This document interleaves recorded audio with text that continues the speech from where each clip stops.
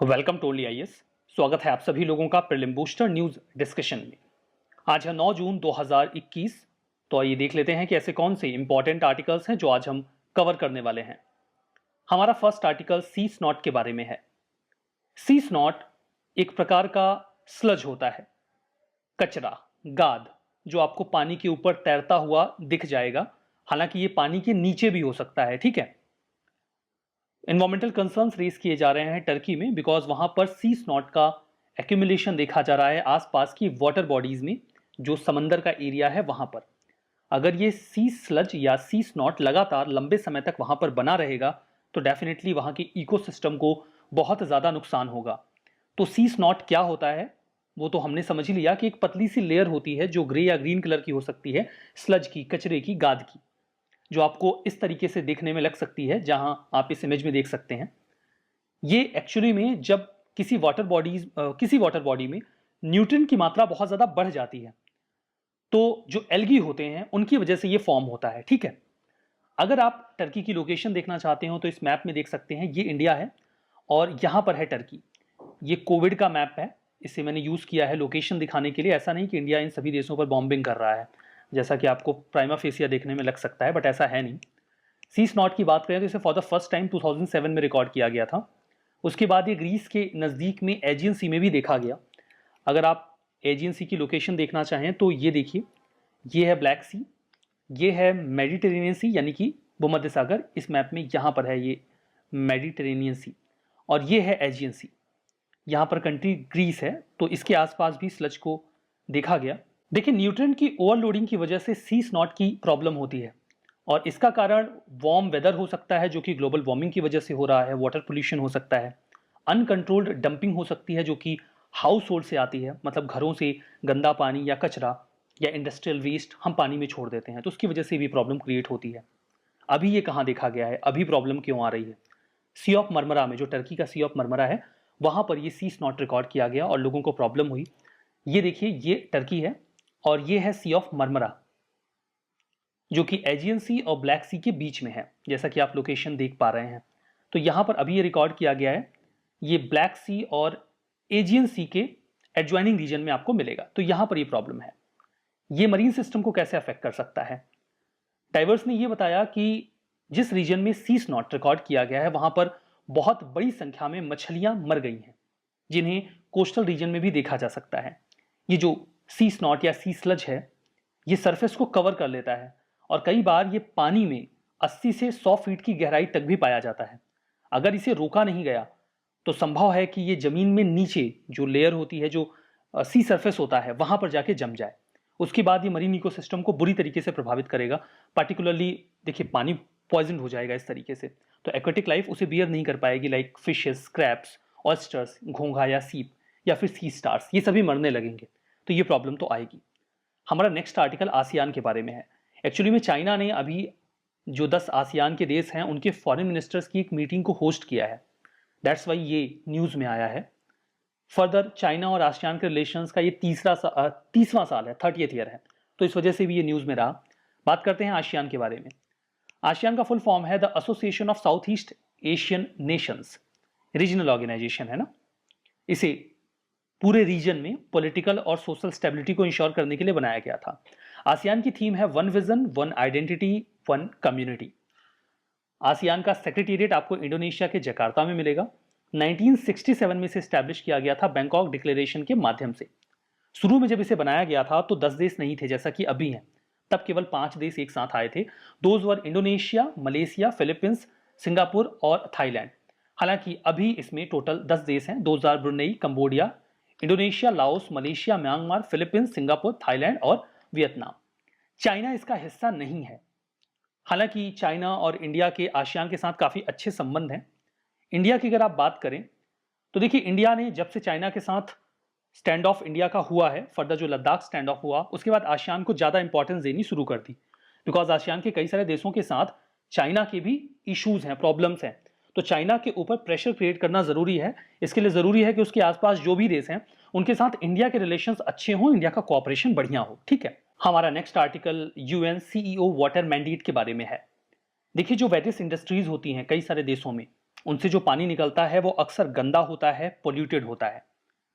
एक इनिशिएटिव है UN secretary general और यूएन ग्लोबल कॉम्पैक्ट का, जिसमें उनकी पार्टनरशिप पैसिफिक इंस्टीट्यूट के साथ भी है। इस इनिशिएटिव को 2007 में तैयार किया गया था, इस मैंडेट को 2007 में तैयार किया गया था। इसमें ये पार्टनरशिप करते हैं वेरियस इंडस्ट्रीज के साथ, ताकि उनके यहाँ से जो पानी निकल रहा है वो गंदा ना हो, वो उसे ट्रीट करें और पूरी कोशिश करें कि पानी को आसपास के रीजन में साफ रखा जाए, ताकि जो हमारा सस्टेनेबल डेवलपमेंट गोल है हम उसे अचीव कर सकें। तो एनटीपीसी लिमिटेड जो इंडिया की एक कंपनी है, उसने अभी इसे साइन कर लिया है। मतलब कि वो भी कोशिश करेंगे कि जो एनटीपीसी से पानी निकलता है वो गंदा ना निकले, वो साफ हो। एक प्रकार का ग्लोबल कमिटमेंट प्लेटफॉर्म है, जहां पर कॉर्पोरेट्स एक साथ आते हैं पानी को साफ रखने के लिए। कई तरीके से पानी को इस तरीके से साफ रखा जाए कि वो सोशली इक्विटेबल हो, मतलब समाज में सभी लोगों को साफ पानी मिले, एनवायरमेंटली सस्टेनेबल हो और इकोनॉमिकली भी बेनिफिशियल हो। ऐसा नहीं कि कंपनीज लॉस में जाएं उसकी वजह से। 6 कमिटमेंट एरियाज हैं इसमें। डायरेक्ट ऑपरेशन, जिसमें वो सीधे सीधे अपने यहाँ जो पोल्यूटिंग वाटर है उसको कम करते हैं। Supply chain water set management, collective action, public policy, community engagement और ट्रांसपेरेंसी, इन मुद्दों पर काम किया जाता है। United Nations global compact initiative के बारे में बात करें तो ये एक नॉन बाइंडिंग इनिशिएटिव है यूनाइटेड नेशंस का। पर्पज ये है कि दुनिया भर की कंपनीज को इनकरेज किया जाए कि वो ऐसी प्रैक्टिसेस या पॉलिसीज को ऑप्ट करें जो सस्टेनेबल हो और सोसाइटी के लिए बेनिफिशियल हो। यूनाइटेड नेशंस 10 प्रिंसिपल को इस तरीके से कैटेगराइज करता है, जिसमें शामिल हैं human right, anti corruption, environment, labour etcetera. देखिए, इस इनिशिएटिव को लॉन्च किया गया था यूएन सेक्रेटरी जनरल के द्वारा 1999 में। फर्दर इसे ऑफिशियली लॉन्च किया गया 2000 में न्यूयॉर्क में। हमारा next article G7 corporate tax deal के बारे में है। इस मुद्दे पर हमने पहले भी चर्चा की हुई है। कॉन्टेक्स्ट ये है कि अभी हाल ही में दुनिया के रिचेस्ट नेशंस ने एक लैंडमार्क डील को साइन कर लिया है, जहां पर जो cross border tax loop holes हैं उनको एड्रेस किया जाएगा। जो दुनिया की बड़ी कंपनीज हैं उनमें ये जो रिचेस्ट नेशंस हैं, हमारा इंडिकेशन G7 कंट्रीज की ओर है। आपको पता होगा कि G7 में ना तो इंडिया है और ना ही चाइना, इनफैक्ट रशिया भी नहीं है। पहले था, इसे निकाल दिया गया, तब ये G7 G8 हुआ करता था।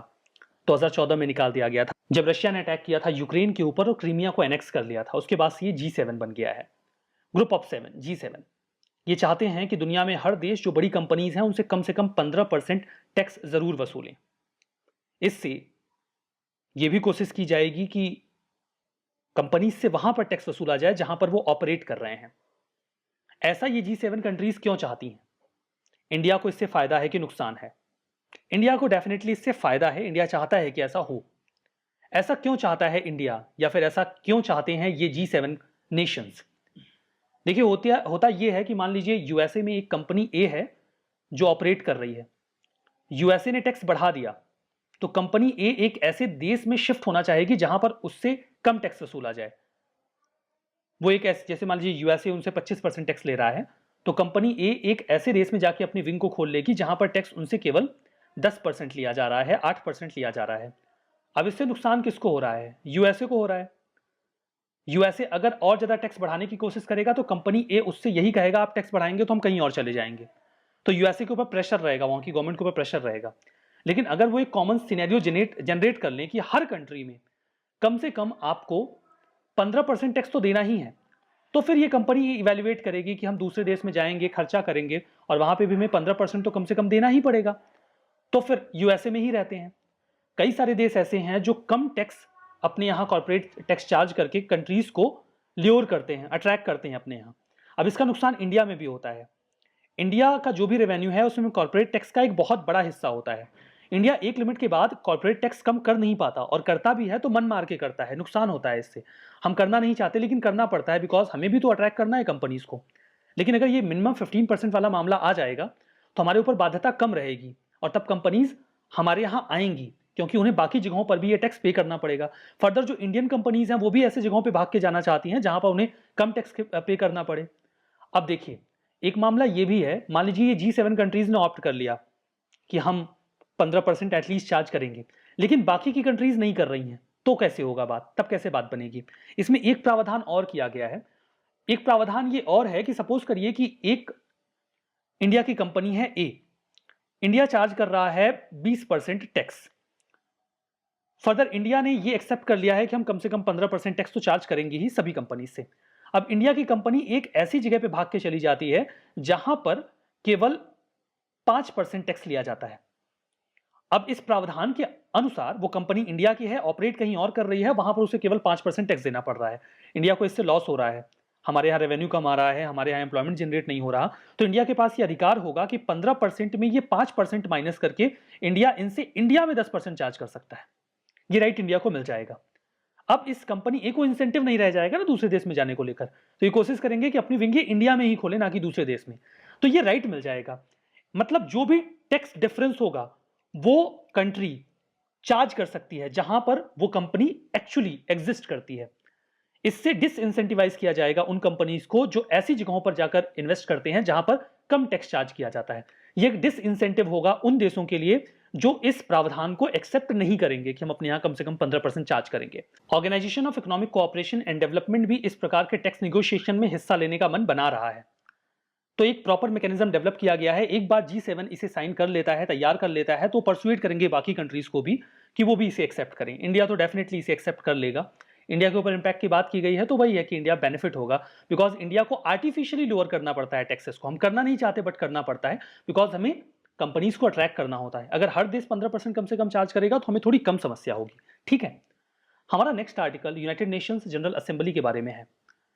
जो मालदीव के फॉरेन मिनिस्टर हैं अब्दुल्ला साहिद, उन्हें अभी 2021-22 के लिए यूनाइटेड नेशंस जनरल असेंबली का प्रेसिडेंट इलेक्ट कर लिया गया है। इंडिया ने बैक की थी इनकी स्टैंडिंग को। इससे इंडिया को थोड़ी राहत मिलेगी, बिकॉज इसके पहले जो जनरल असेंबली के प्रेसिडेंट थे वो टर्की से थे और एंटी इंडिया स्टेटमेंट्स देते रहते थे। इंडिया ने इस पर इसके पहले आपत्ति भी जताई थी। उन्होंने पाकिस्तान में जाकर कश्मीर के मुद्दे की तुलना इजराइल पैलेस्तीन मुद्दे से की थी, जिस पर इंडिया ने सख्ती से विरोध किया था। इस बार जो मेंबर होना था वो एशिया पैसिफिक ग्रुपिंग से जाना था, तो इंडिया ने मालदीव्स की जो स्टैंडिंग थी उसे बैक किया था। जो जनरल असेंबली है ये एक main deliberative policy making body है जहां पर कंट्रीज खुद को रिप्रेजेंट करती हैं। 193 मेंबर स्टेट्स हैं इसमें जनरल असेंबली में। इस प्रकार से ये दुनिया के लगभग हर देश को रिप्रेजेंटेशन देता है, कुछ एक को छोड़कर। जो प्रेसिडेंट होते हैं जनरल असेंबली के, उन्हें हर साल इलेक्ट किया जाता है 1 साल के लिए। ये प्रेसिडेंसी रोटेट करती है 5 ज्योग्राफिकल ग्रुप्स में। 2000 अफ्रीकन, एशिया पैसिफिक जहां से इस बार चुने गए, ईस्टर्न यूरोपियन ये हो गया तीसरा, लैटिन अमेरिकन एंड कैरेबियन ये हो गया चौथा, और western European and other states ये हो गया पांचवा। डिसीजंस कैसे लिए जाते हैं? अगर मुद्दा बहुत इंपॉर्टेंट है लाइक पीस एंड सिक्योरिटी, नए मेंबर का एडमिशन या एंट्री, बजटरी मैटर, तो 2/3 मेजोरिटी से डिसीजन लिए जाते हैं जनरल असेंबली में। अगर साधारण मुद्दा है तो सिंपल मेजोरिटी से। बाइंडिंग वोट्स नहीं होते, किसी कंट्री के पास वीटो पावर नहीं होता जनरल असेंबली में। ठीक है, हमारा नेक्स्ट आर्टिकल लाइनेट होम आइलैंड के बारे में है। डेनमार्क अभी एक आर्टिफिशियल आइलैंड बना रहा है कोपेनहेगन से थोड़ी दूर पर बाल्टिक सी में। डेनमार्क की लोकेशन देखिए, यह है यूरोप का पूरा मैप और यहां पर है डेनमार्क। बड़ा मैप यहां पर अवेलेबल है, यह है कोपेनहेगन। ठीक है, और यहां पर समंदर में वो एक आर्टिफिशियल आइलैंड बनाने की तैयारी कर रहे हैं। 275 हेक्टेयर का प्रोजेक्ट होगा ये पूरा। 35,000 लोगों को बसाने की तैयारी की जा रही है। कोपेनहेगन में जो भी कंस्ट्रक्शन प्रोजेक्ट्स में कंस्ट्रक्शन मटेरियल निकल के आ रहा है आसपास के रीजन में, मिट्टी वगैरह, उसी का इस्तेमाल इस आर्टिफिशियल आइलैंड को बनाने के लिए किया जाएगा। तो ठीक है, बनाने के लिए किया जा रहा है, एक आर्टिफिशियल आइलैंड बना रहा है डेनमार्क, तो आपको क्या दिक्कत हो रही है? नहीं, मुझे दिक्कत है। और जो दिक्कत है वो कुछ महत्वपूर्ण बातों पे है। लाइक जब ट्रांसपोर्टेशन किया जाएगा इस आर्टिफिशियल आइलैंड को बनाने के लिए, तो बहुत बड़ी संख्या में व्हीकल्स का इस्तेमाल किया जाएगा। लगभग 350 लॉरी की जर्नी होगी पर डे की। इससे काफ़ी ज़्यादा पोल्यूशन फैलेगा उस पूरे एरिया में। फर्दर सेडिमेंट अगर आप समंदर में डाल रहे हैं तो वाटर की क्वालिटी खराब होगी और बाल्टिक सी का एनवायरमेंट इकोसिस्टम बुरी तरीके से प्रभावित होगा। इसी बात को आधार बनाकर कई सारे एनवायरमेंटल ग्रुप्स ने यूरोपियन कोर्ट ऑफ जस्टिस में केस भी दर्ज करवाया है। कुछ स्टेटमेंट हैं, आप ट्रू एंड फॉल्स बता दीजिए। सीस नॉट ये तब बनते हैं जब जो एल्गीज हैं वो ओवरलोडेड हो जाते हैं न्यूट्रिएंट से। सी ऑफ मरमरा ये ब्लैक सी को कैस्पियन सी से कनेक्ट करता है। आसियान 1967 में स्टैब्लिश किया गया, सेक्रेटेरिएट इंडोनेशिया के जकार्ता में है। लाइनेट होम आइलैंड इंडियन ओशियन में है। बताइए कौन सा स्टेटमेंट सही है, कौन सा गलत? जवाब कमेंट बॉक्स में। सेशन की पीडीएफ ओनली आईएएस के टेलीग्राम चैनल पे मिलेगी। होपफुली आपने ज्वाइन कर रखा होगा, नहीं किया है तो लिंक डिस्क्रिप्शन बॉक्स में है। फर्दर अगर आप इतना नहीं करना चाहते तो simply only IAS nothing else search कर लीजिएगा, आपको मिल जाएगा। 1 लाख से ज़्यादा सब्सक्राइबर होंगे, वहीं पर ज्वाइन कर लीजिएगा। इनफैक्ट सारी पीडीएफ आपको वहीं पर मिलती हैं, तो वहाँ पर आपको ज़रूर से होना चाहिए। तो चलिए इस सेशन में हम यहीं पर रुकते हैं। बहुत बहुत धन्यवाद।